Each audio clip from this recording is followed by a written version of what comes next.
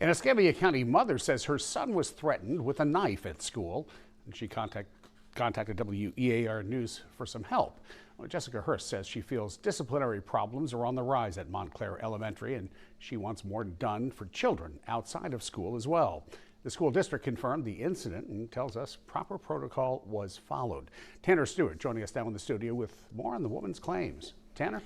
Bob, Jessica Hurst has two twin boys at Montclair Elementary. She says this latest incident is one of multiple issues that she's dealt with involving her children at this school. My son also said he told his twin brother, "I'm going to stab my brother."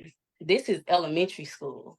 Jessica Hurst says her two boys were recently approached by a student holding a weapon in their 5th grade class at Montclair Elementary. The school district tells me one student alerted a teacher of another student holding a small knife on a keychain. A teacher called law enforcement and the Department of Children and Families was notified. I'm told no one was hurt and the student was disciplined. This isn't the first time Hurst says her sons have witnessed a weapon being threatened against another student.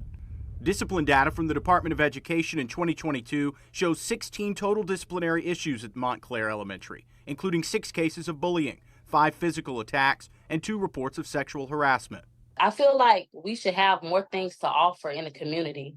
I feel like some of the kids are actually bored. They're bored and they don't have anything else to do. Jessica Hurst says she fears for future generations, telling me she feels many of the disciplinary issues stem from students lacking real guidance at home. Even though they offer like behavioral classes, some kids are afraid to like speak out and tell what's on their minds, and they try to fit in. But I won't want my children to be a target for no reason. I want my kids to wake up and go to school, each one like everyone else, and feel safe at school, not worrying about if I tell, I'm gonna have to suffer the consequences. No.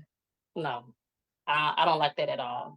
The issues have prompted Hurst to seek alternatives for her children. Although they're in their final year at Montclair, the violence has sparked her interest in transferring to a different school outside of her zone. The school district's policy on open enrollment allows any student in the county to apply at the school of their choice. Transferring mid-year requires approved reasons like moving to a higher performing school or relocating to a different district. School board member Paul Fetzko explains to me over the phone how a parent can take action. Through the course of the year, if a parent wanted to move their child to another school, they would go to the Office of School Choice and they would let them know that they are requesting their child be transferred.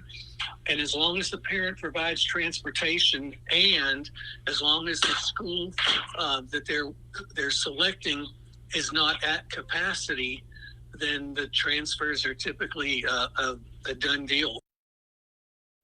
Jessica Hurst says the transfer process has been tedious for her. She tells me she's applied to have her children moved, but only one of them was approved, and she decided not to separate her children at this time.